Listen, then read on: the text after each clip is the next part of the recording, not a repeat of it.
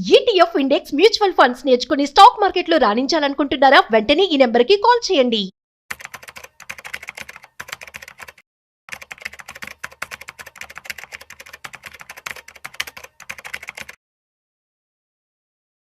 చాలా మంది కూడాను ఇన్వెస్ట్మెంట్ చేసే ముందు గూగుల్లోనో లేదంటే ఏఐ వచ్చేసింది, దాంట్లో టైప్ చేసేసి వారి యొక్క డౌట్స్ అడిగేసి ఈ విధంగా ఇన్వెస్ట్మెంట్ చేస్తూ ఉన్నారు. కానీ మీరు పెట్టుబడి కనుక పెట్టాలి అనుకున్నట్లయితే, ఇన్వెస్ట్మెంట్ కనుక ప్రాపర్గా చేయాలి అనుకుంటున్నట్లయితే బెస్ట్ వేస్ ఏంటి? స్టాక్ మార్కెటా, మ్యూచువల్ ఫండ్సా, గోల్డా, else FD, RD or real estate?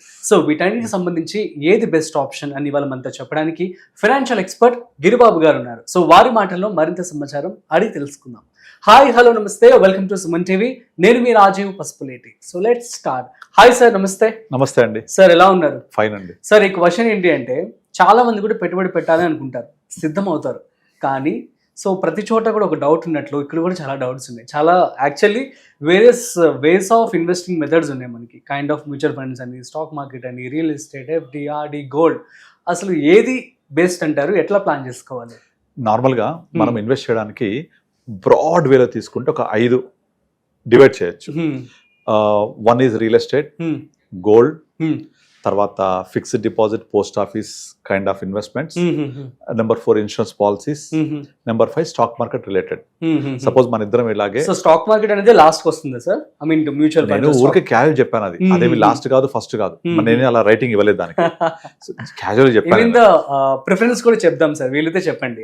No, there is no preference అట్లా, అంతేగాని లేదు ప్రిఫరెన్స్ కాదు. అది ఎప్పుడు కూడా నీడ్స్, రిక్వైర్మెంట్, గోల్స్ పట్టి డివైడ్ అయి ఉంటుంది. If you listen my complete answer, you will understand. Normal గా మనము ఒక 25 వెనక్కి వెళ్దాం. 2000 ఇయర్ మన ఇద్దరం ఇలా కూర్చున్నాం, మాట్లాడుకుంటున్నాం, సేమ్ క్వశ్చన్ అడిగారు. That answer will be different. Today answer is different. That's what I have to tell you. 2000 year 2000 year లోకి వెళ్తే exactly 25 years from here back వెళ్తే సేమ్ ఇన్వెస్ట్మెంట్ ఏం చేయాలి అంటే, అప్పుడు మనకు ల్యాండ్ ఎలా ఉండేది rate? 3000 square yard, 2000 square yard, ఎక్కడ తీసుకున్నా, సిటీలో అవ్వచ్చు, ఎక్కడ అవ్వచ్చు, చాలా అఫోర్డబుల్ రేట్లో ఉండేది. ఇక్కడ underline the word affordable. Price ఎంత అని చెప్పట్లేదు నేను. అఫోర్డబుల్ అంటే 2000 రూపాయలు అందరికి అందుబాటులో ఉండేది. ఇది రియల్ ఎస్టేట్. ఎక్కడ కొనుక్కున్నా కూడా భూమి కొంటే నష్టం ఉండదు, ఇబ్బంది ఉండదు, ది బెస్ట్ ఇన్వెస్ట్మెంట్ అని అందరూ ఇన్వెస్ట్ చేయడానికి ఆసక్తి చూపేవాళ్ళు 25 ఇయర్స్ బ్యాక్. అప్పుడు దాని పొటెన్షియల్ ఎంత? అఫోర్డబుల్ లో కొని 1000 రూపాయలు 2000 గజం కొంటే డెఫినెట్లీ పెరుగుద్ది కదా, మంచి రిటర్న్ ఇస్తుంది. This is gold 25 back. Number 2 gold. 2000 3000 తులం ఉండేది, affordable again, good. Number 3 bank, post office. Post ఆఫీసులలో ఇవాళ 8% ఉంది, అప్పుడు 12, 13, 14% ఉండేది. కోఆపరేటివ్ బ్యాంకులు 15+ ఇచ్చేవి, ఎన్బిఎఫ్సిస్ 18, 20 కూడా ఇచ్చేవి. Okay, affordable again and best investment also అది. Number 4 insurance policies. ఎప్పుడైతే వడ్డీ రేట్ ఎక్కువ ఉంటాయో ఇన్సూరెన్స్ పాలసీస్ కూడా రిటర్న్స్ ఎక్కువ ఇస్తాయి, బోనస్ ఎక్కువ పే చేస్తాయి. Number 5 stock market and rich related. ఇది 25 బ్యాక్ ఉంది, ఇప్పుడు ఉంది. అప్పుడు ఎలాగో ఇప్పుడు అలాగే ఉంది. అప్పుడు చాలా ఇమ్మెచ్యూర్ గా ఉండేది, వాళ్ళ మెచ్యూర్ అయింది. ఓకే, ఈ 5 ఇన్వెస్ట్మెంట్స్ లో మనకు రిటర్న్స్ ఏవేవి ఎంత ఇస్తాయి, దాని పొటెన్షియల్ ఏంటి అని గమనిస్తే, మీరు రియల్ ఎస్టేట్ కనుక తీసుకుంటే ఒక 25 ఇయర్స్ బ్యాక్ 1 లక్ష పెట్టి ఎక్కడ ల్యాండ్ కొంటే ఇవాళ హీనపక్షంలో ఒక 50 lakhs 60 lakhs ఈజీగా ఉంటుంది. అంతే కదా, 50-60 times అయి ఉంటుంది. Good investment, good return. Gold 2000 తులం ఉండేది, 1,00,000 అయింది, అగైన్ 50 times ఇచ్చింది, రైట్. మూడోది ఎఫ్డీస్ అన్ని కూడా 15% ఇచ్చేవి. 15% రూల్ తెలుసు కదా, అది 15% చొప్పున తీసుకుంటే మీకు సేమ్ 25 years లో అది కూడా ఒక 50-60 ఇచ్చింది. కానీ ఇక్కడ ప్రాబ్లం ఏంటంటే ఎఫ్డీ కన్సిస్టెంట్గా అదే రేట్ ఆఫ్ రిటర్న్ ఇవ్వలేదు, తగ్గిపోతూ వస్తుంది. ఒకప్పుడు 15 ఉన్నది కాస్త 13, 14, ఇవాళ 8కి 7కి వచ్చేసింది. మనం కాంపౌండింగ్ చేసుకుంటే తగ్గిపోతున్న ఇంట్రెస్ట్ లో ఈ ఎఫ్డీ అంత ఇవ్వలేదు. కనుక ఫస్ట్ అన్నిటికంటే రూల్డ్ అవుట్ అయిపోయింది ఎఫ్డీఏ, ఫేడ్ అవుట్ అయిపోయింది, షేడ్ అవుట్ అయిపోయింది. ఫిక్స్డ్ డిపాజిట్ ఎప్పుడు ఇన్వెస్ట్మెంట్ కాదని ఒక 10 ఏళ్ల క్రితమే అర్థమైపోయింది అందరికి, అరౌండ్ డిమానిటైజేషన్ తోటి. కనుక third one is ruled out.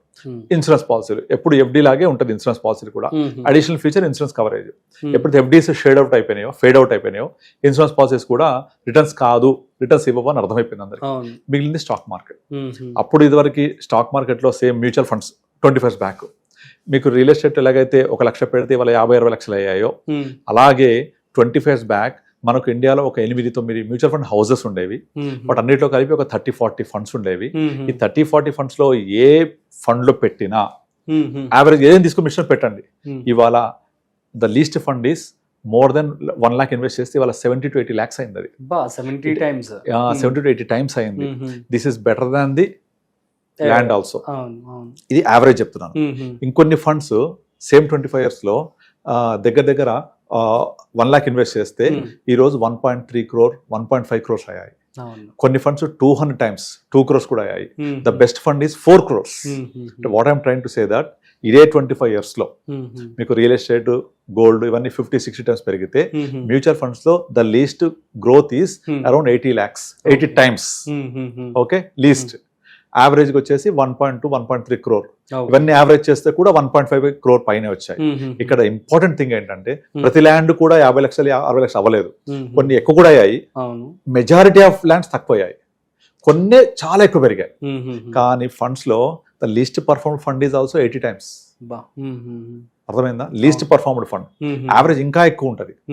కనుక ఇది చూసాం. ఇప్పుడు ఇక ఈ 2025 వచ్చాం మనం. ఇప్పుడు మనం మళ్ళీ 2025 కూర్చొని సేమ్ క్వశ్చన్ అడిగారు, ఇప్పుడు మాట్లాడుతున్నాం. ఇప్పుడు ల్యాండ్ కొంటే నాకు 25 బ్యాక్ వచ్చినట్టుగా వస్తుందా? కష్టం. గోల్డ్ 25 years లో 2,000 లక్ష అయింది, మళ్ళీ అవుతుందా? అలా లేదు, కష్టం. ఎఫ్డీస్ ఇంకా తగ్గిపోతుంటాయి, బికాజ్ ఎకానమీ గ్రో అవుతుంటే ఇంట్రెస్ట్ తగ్గుతాయి. This is the nature of the economic growth rate. నాలుగోది ఇంట్రెస్ట్ తగ్గితే ఇన్సూరెన్స్ పాలసీ ఎలాగో తగ్గిపోతాయి, rate of return. So real estate not affordable and ఇంత గ్రోత్ పొటెన్షియల్ ఉండకపోవచ్చు. Gold same case, FDs insurance down, but stock market related to economy. మనం speculation చేయొద్దు, trading చేయొద్దు, simple గా మ్యూచువల్ ఫండ్ ఇన్వెస్ట్ చేయండి. ఎక్కడ ఇన్వెస్ట్ చేస్తారు? స్టాక్ మార్కెట్ లో. What is stock market?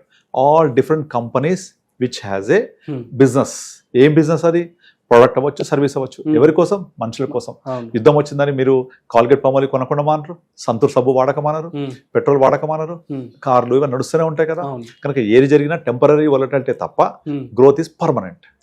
కనుక ఇండియన్ ఎకానమీ ఇవాళ మనము 3.5 trillion aiming for next 25 years లో by the time we become India 2047, that is 100 years of independence వరకల్లా మన aim of government of India ఏంటంటే 35 trillion ఎకానమీ అవ్వాలి అని.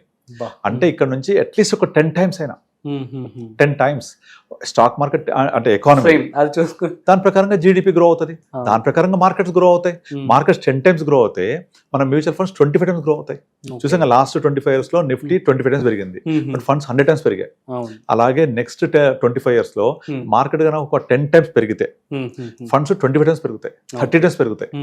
సో ఇంత పొటెన్షియల్ ఉంది. అంటే అన్ని fixed asset classes like real estate, gold, FDs, insurance policies ఇవన్నీ షేడ్ అవుట్ అయిపోయినప్పుడు ఎకానమీ గ్రో అవుతుంటది. Definite India will be super fast growing economy. Everyone accepts that. Next 2047 2050 వరకల్లా మనము, నేను చెప్పేసి చాలా తక్కువ చెప్తున్నాను, ఇంకా చాలా ఎక్కువ మనం వరల్డ్ సెకండ్ లార్జెస్ట్ అంటున్నాం. ఆల్రెడీ సెకండ్ లార్జెస్ట్ చైనా ఇవాళే $22 trillion ఎకానమీ ఉంది, అమెరికా $40 trillion. మనం దీన్ని బీట్ చేయబోతున్నాం ఇది చైనాని. సెకండ్ లార్జెస్ట్ అయినాము అంటే డెఫినెట్లీ అప్పటికి చైనా కూడా పెరుగుద్దిగా. చైనా పెరిగి 50కి వెళ్తారు అంటే మనం $50 trillion ఎకానమీ కూడా దాటి ఇంకా ముందుకు వెళ్తాం. అంటే ఎంత పొటెన్షియల్ ఉంది అర్థం చేసుకోండి. సో మనం ఎక్కడ ఇన్వెస్ట్ చేయాలి? 20 years బ్యాక్ విజ్ఞతతోటి మనం ఎలాగైతే ల్యాండ్ ని దూరదృష్టి ఆలోచించి ఇన్వెస్ట్ చేస్తే ఎంత పెరిగిందో, ఇప్పుడు కూడా అదే అర్థం చేసుకొని ఎకానమీ, జీడిపి, మార్కెట్స్ రిలేటెడ్ గా ఉంటాయి. ఇక్కడ ప్రాబ్లం ఏంటంటే స్టాక్ మార్కెట్ లో డైరెక్ట్ ఇన్వెస్ట్మెంట్ ఎప్పుడు రిస్కీ. ఎందుకంటారంటే నాకు తెలియాలి ఏ స్టాక్స్ కొనాలి, నాలెడ్జ్ ఉండాలి, ఏ స్టాక్స్ కొనాలి, ఎప్పుడు దాన్ని రివ్యూ చేయాలి, ఎప్పుడు అమ్మేయాలి తెలియాలి. ఇవేం తెలియదు కదా. సింప్లీ మ్యూచువల్ ఫండ్ ఇన్వెస్ట్ చేయండి, stay invested, keep invested through an advisor. So he will be reviewing your portfolio. Changes ఉంటే చేస్తూ ఉంటారు రెగ్యులర్ గా. అలా వెళ్ళడం వల్ల definitely you will be participating in India growth story. India growth స్టోరీలో participate చేస్తే మీ గ్రోత్ కూడా అవుతున్నట్టే కదా ఇండియాతో పాటుగా. సో ఎందుకంటే బెటర్ ఆప్షన్ చెప్పండి నాకు కదా. అంతేగాని నేను ఈ ఫండ్ పెరిగింది, బ్యాక్ టెస్టింగ్ చేస్తాను, ఏ టూల్ని అడుగుతాను, చాట్ జీపీటీ చేస్తాను అంటే ఇవన్నీ పాస్ జరిగిన చూపిస్తాయి. పెరగబోయే ఫండ్ గురించి ఎవరు చెప్పరు. మనం చేయాల్సింది అది. ఇక్కడ డైరెక్ట్ గా వెళ్తే నాకు ఒక ₹10 తక్కువ అవుతుంది, అడ్వైజర్ వెళ్తే ఒక ₹10 ఎక్కువ అవుతుంది ఎక్స్పెన్స్ రేషియో అనుకుంటే the percentage what your saving is 50 paisa, but the amount your losing is more than 3% 4% by selecting a wrong fund. కనుక past performance can never be guaranteed, can never be trackable area. మనం ఏం చేయాలి అంటే portfolio ఏముంది, ఇందులో stocks ఏమున్నాయి, ఇప్పుడు market ఎలా ఉంది, ఏ సెగ్మెంట్ పెరగబోతోంది, దీంట్లో ఉన్న ఇన్ఫర్మేషన్ రేషియో ఎంత ఉంది, ఫండ్ మీద ఎలా రిస్క్ తీసుకొని రివార్డ్ జనరేట్ చేస్తున్నాడు, ఇవన్నీ పారామీటర్స్ చూస్తూ పాస్ట్ పర్ఫార్మెన్స్ చూడకూడదు. మనకు వద్దది. ఫ్యూచర్ గ్రోత్ ఆలోచించాలి. Right. So an advisor will do better than investor. So go with him. And definitely you will be ending with creation of wealth. Exactly yeah super sir, thank you so much. Yeah. So guys అర్థమైంది కదా మరి financial management ఎలా చేసుకోవాలనే దాని మీద clarity Giribabu గారు చాలా చక్కగా ఇచ్చారు. సో మీ అందరికి అర్థమైందని చెప్పి అనుకుంటున్నాను. So that's it. సో మరొక ఇంట్రెస్టింగ్ కాంటెంట్తో మళ్ళీ కలుద్దాం. అంతవరకు చూస్తూనే ఉండండి సుమన్ టీవీ.